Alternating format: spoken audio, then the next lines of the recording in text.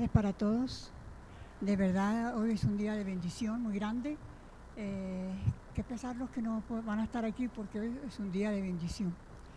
Esta semana, desde el viernes pasado, se ha estado en el clamor que se ora todos los días, cada tiempo, pidiendo por la obediencia.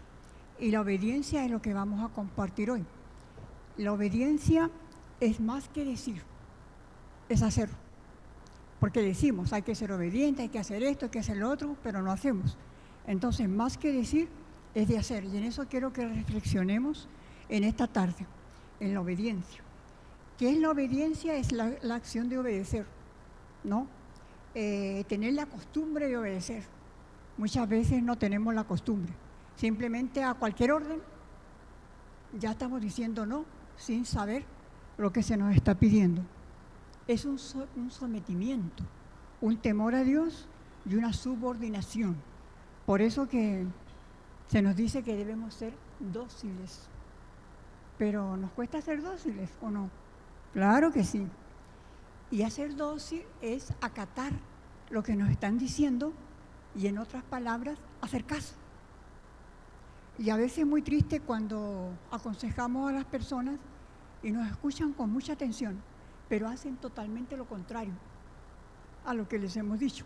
Y generalmente lo que se les ha dicho es en base a la palabra de Dios.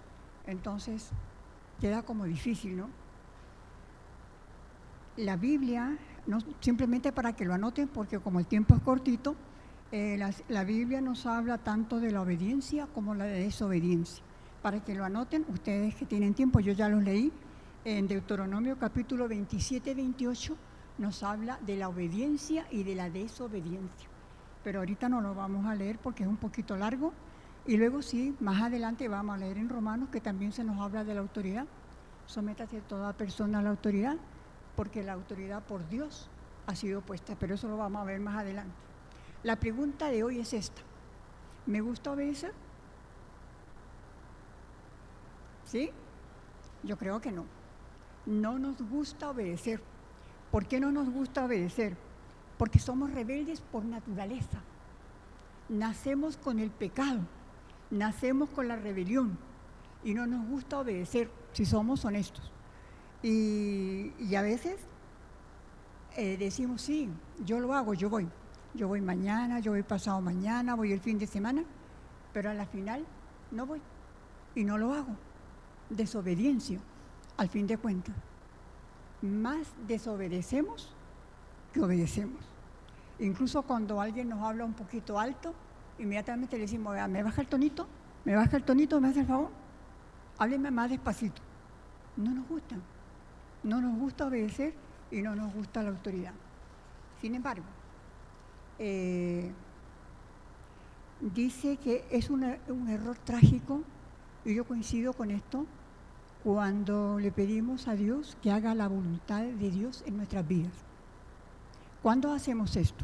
Cuando tenemos un desempleo, cuando tenemos problemas matrimoniales, cuando tenemos un ser querido muy enfermo, decimos, Señor, que se haga tu voluntad.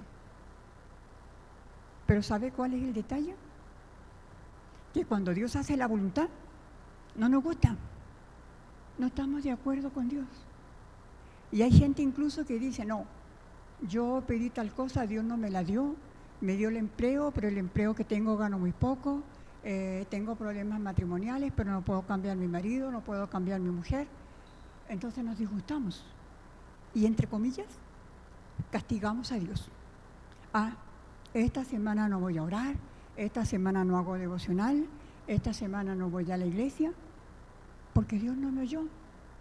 Y como decía mi nieto, cuando era chiquitito, abuelita, mi Dios no me hace caso. Imagínense, Dios no me hace caso. Y nosotros de alguna manera pensamos lo mismo. Dios no me hace caso, no me obedece, no me está dando lo que yo quiero. Entonces ya me disgusto con Dios, no quiero estar allí. Entonces es un error trágico pedir la voluntad de Dios cuando en su corazón usted no tiene el deseo de aceptarla. Nosotros decimos, la voluntad de Dios es buena, agradable y perfecta, pero a la hora que viene la voluntad de Dios, ya no quiero. ya no estoy de acuerdo, porque no es como yo pedía. Tenemos dos alternativas. ¿Acepto la voluntad de Dios o me disgusto con Dios y, entre comillas, lo castigo?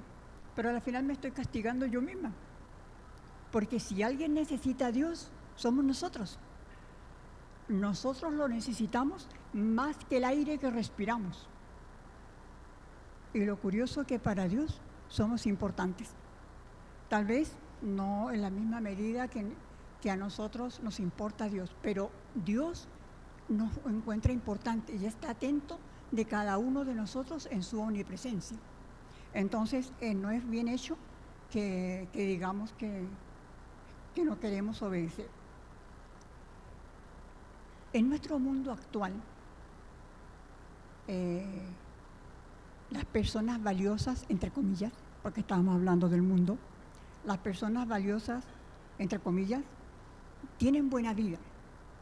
Son personas útiles, que implantan ideas, que implantan modas nuevas y tienen un concepto muy alto de sí mismo, pero caminan por este mundo con una confianza absoluta, una confianza total, y generalmente logran las metas que se proponen, porque son perseverantes, no porque a veces las metas sean buenas, sino porque son perseverantes. Vamos a mirar brevemente, yo traté de resumir para que no leamos mucho, después en la casa ustedes lo leen, la vida del profeta Jeremías. Jeremías, la verdad, humanamente, no como las personas del mundo valiosas, importantes, que aportan ideas y eso, era una persona humanamente miserable. 40 años sirvió a Dios, llevando el mensaje de Dios. Y el mensaje era sencillo, tan sencillo como esto: arrepiéntete y vuélvete a Dios. Eso lo repetía constantemente en sus mensajes, de una u otra manera: arrepiéntete y vuélvete a Dios. Yo diría que es el mismo mensaje que tenemos como iglesia hoy: arrepiéntete y vuélvete a Dios. Pero Jeremías hablaba con firmeza, reprendía con firmeza, pero la gente no le hizo caso, no le prestaba atención. ¿Por qué no? Porque los mensajes de Jeremías humanamente eran como pesimistas, eran como trágicos. Entonces a la gente no le gusta que le digan cosas malas. Dios te va a hacer esto contigo, Dios te va a castigar así. No, Dios es bueno, pero también cómo nos portamos. Él exhortaba continuamente a las personas, pero nadie se movía a hacer lo que él decía: arrepiéntete y vuélvete a Dios. Jeremías era pobre y sufrió muchas limitaciones, falta de comida, poco alimento, pero así todo, él decía sus profecías, porque él sabía que lo que Dios le decía, él tenía que comunicarlo. Y a pesar que pasó muchas dificultades, lo seguía haciendo. Ahí para que anoten, no para que lo leamos, en el capítulo 38 lo llevaron a Egipto Jeremías contra su voluntad. Contra su voluntad. En el capítulo 37 estuvo en una cisterna. Ustedes lo leen en su casita con mucho tiempo. Sufrió muchas limitaciones. Lo rechazaron los amigos. Los amigos, los pocos que tenían, no querían estar con él, porque no tenía buena llegada hacia la gente. No querían. Sus mensajes eran como fatalistas, entonces más bien no le ponían como mucha atención. Fue conocido como el profeta llorón, porque él cuando profetizaba y hablaba de Dios lloraba, porque él tenía un amor por su tierra, por donde él vivía, que eso lo conmovía. Entonces lo hacía con fuerza. Pero mira qué curioso. Humanamente, una persona, podríamos decir, no talentosa, no le hacía mucho caso, no era como un líder así que entra y le sigue la gente, no. Pero mira lo importante, que a los ojos de Dios fue la persona que más tuvo éxito en divulgar la palabra, a pesar que sus mensajes no eran como positivos, sino que eran negativos. Tuvo mucho éxito en la historia, pero su éxito fue espiritual. A pesar que la gente no le ponía atención, sin embargo comentaban lo que él decía, que no les parecía bien, claro, pero sí comentaban. Y él tuvo dos características que son fundamentales. Primero, la lealtad, pero lealtad con Dios. Él estaba firme con Dios. Y la segunda característica de Jeremías, obediencia, que nos falta a nosotros, a todos. Lealtad y obediencia, las características de Jeremías. Ahora, algo que tenemos que tener muy claro, que sin Dios no somos nada. Dios es el que nos da la importancia que tenemos porque somos hijos de Dios, hijas de Dios, pero por nosotros mismos no.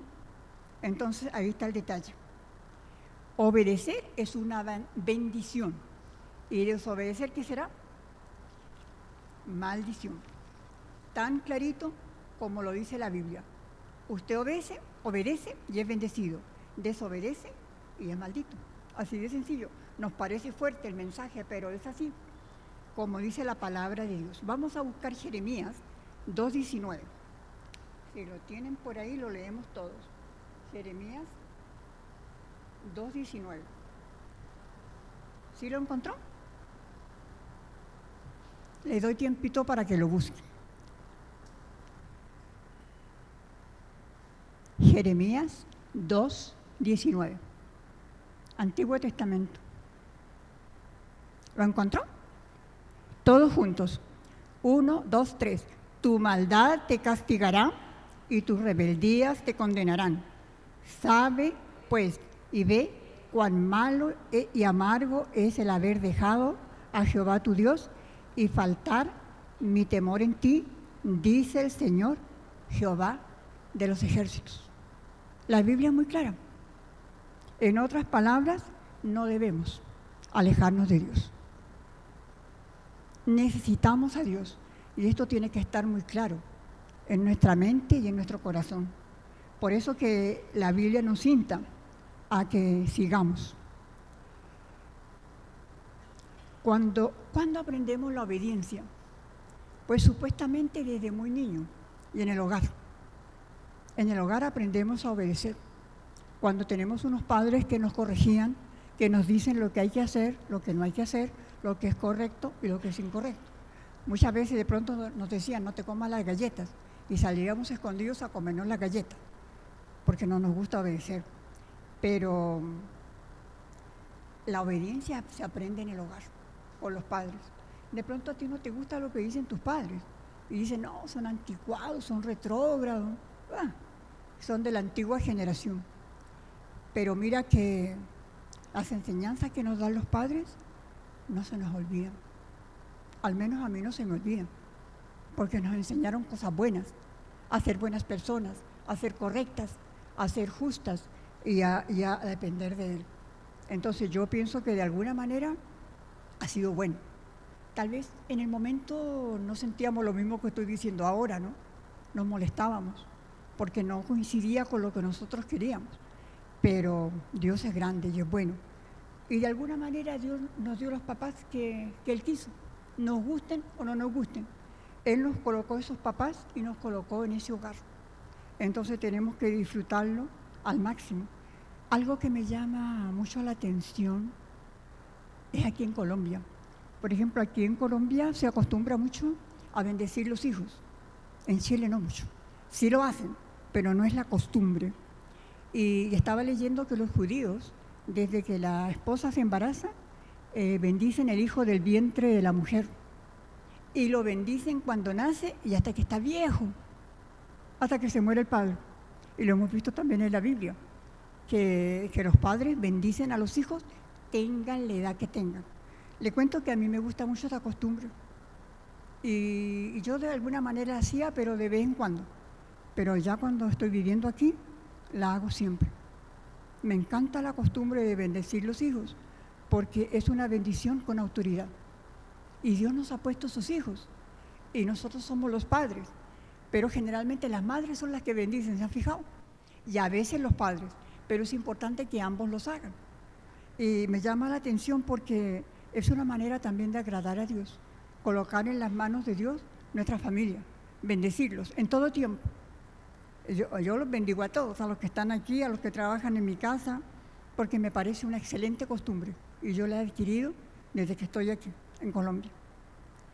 La obediencia tiene dos maneras. Puede ser voluntario, que tú quieras, o puede ser a la brava. Pero que obedeces, obedeces. ¿Cómo es a la brava? ¿Tienes hijos rebeldes? ¿Tienes un matrimonio problemático? ¿Tienes hijos viciosos, groseros, irrespetuosos, que no te hacen caso? ¿Pero por qué? Porque no te quieren escuchar. Entonces, ¿obedeces por la buena o obedeces por la mala? De alguna manera Dios trata con cada uno de nosotros, incluso con nuestra salud, con nuestra forma de ser. Dios también nos disciplina, porque Él tiene grandes cosas para nosotros, pero nosotros muchas cosas queremos ser independientes y actuar a nuestra manera, a nuestra costumbre. En la Biblia también hay gente obediente y desobediente. Vamos a ver, hay muchos, pero yo le dije a uno muy conocido, Abraham. Abraham, un hombre de Dios que salió de su tierra sin saber a dónde iba. Eso no es fácil. Salió con toda su familia. Y lo curioso que el nombre Abraham, que le puso el padre, no era igual que el hijo. Y él era, supuestamente Abraham significa hijo de la estrella. ¿Por qué? Porque el papá le gustaba estudiar las estrellas y las constelaciones. Pero con Dios nada. Él era otra cosa totalmente diferente. Sin embargo, Dios le cambia el nombre a Abraham por Abraham. Entonces, de ahí ya le promete que será padre de multitudes. Y yo creo que Abraham se haría la pregunta, no tengo ningún hijo. ¿Cuál multitudes? ¿Cuántos hijos voy a tener? Como la arena del mar. Yo creo que usted ha ido a la playa, ¿no? Y la arena es muchísima. Y Dios le hace esa promesa, y sobre todo le hace esta promesa cuando ya estaban mayorcitos. Dice que Abraham salió de Aram a los 75 años. Imagínense, no era un muchacho, no era un joven, estaba pasadito de años. Sin embargo, obedeció a Dios. Abraham no era pobre, él tenía muchos bienes y salió con un sobrino y se fue allá. El sobrino se fue a Sodoma y Gomorra y él se quedó antecitos, pero no entró casi a Sodoma y Gomorra. Él había adquirido muchos bienes, venía de una buena familia, pero así todo, él obedeció a Dios. No crean que es fácil salir de su tierra, dejar padre, madre, familia. De alguna manera nosotros con Rogelio lo hicimos, pero con la diferencia que sabíamos que veníamos a Colombia, no que no sabíamos para dónde veníamos, pero no es fácil, es duro, sobre todo la parte familiar, ¿no? Y tenemos otro ejemplo muy conocido también, que es el caso de Jonás, que Dios lo manda, ¿a dónde lo manda? ¿Quién se acuerda? A Nínive, lo manda a Nínive para que dé un mensaje y para que esa gente se arrepienta. Pero ¿qué hace Jonás? Le dijeron que fuera para allá y partió para el otro lado, totalmente opuesto, porque él detestaba a la gente de Nínive, no la quería. Entonces por eso no quiso ir a Nínive. Y él no quería a los sirios, y los sirios tenían mucho dominio en ese tiempo. Y en vez de irse a Nínive, tomó para el otro lado, se subió en una barca y se fue. Y en eso dice que en la barca, en el mar, se desata una tempestad terrible, yo creo que lo han escuchado, y los pescadores que estaban allí se asustaron. Gente que está acostumbrada a estar en el mar. Y empezaron a clamar a sus dioses, con minúscula, y a su manera, pero invocaron a Dios, pero no al Dios Dios, sino a los dioses de ellos. Y de repente se dieron cuenta que Jonás estaba dormido, y fueron y lo despertaron. ¿Pero por qué tú duermes? ¿Por qué no clamas a tu Dios? Y él se molesta por eso, pero le dice, no, haga lo que quieran, tírenme al mar. Y lo tiraron, y lo tiraron al mar. Y tirándolo al mar, ¿lo tragó quién? Dicen que una ballena, pero dice un animal grande, ¿no? Y por eso él estaba molesto. Pero esta cosa de Jonás en el vientre de la ballena tiene una profunda ilustración que es maravillosa, que es la misericordia y la gracia de Dios. Imagínense, a pesar de que él se rebeló y Dios sabía que él no quería ir a Nínive, sin embargo, cambió el destino de Jonás y lo manda a Nínive igual. Y vaya y le toca dar el mensaje. Pero lo que quería Jonás era vengarse de los sirios, donde iba, de los ninivitas. Él quería vengarse, no quería darles un mensaje de aliento, porque él los detestaba.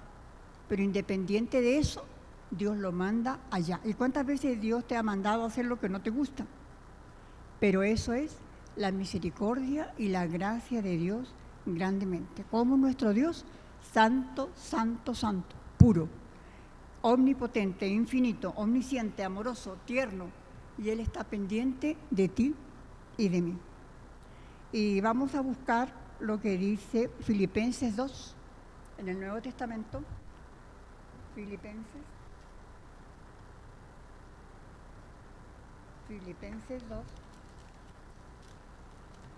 ¿Lo encontró? Y vamos a leer del 5, Filipenses 2, del 5 al 11. ¿Estamos listos? Bien, todos juntos. 1, 2, 3.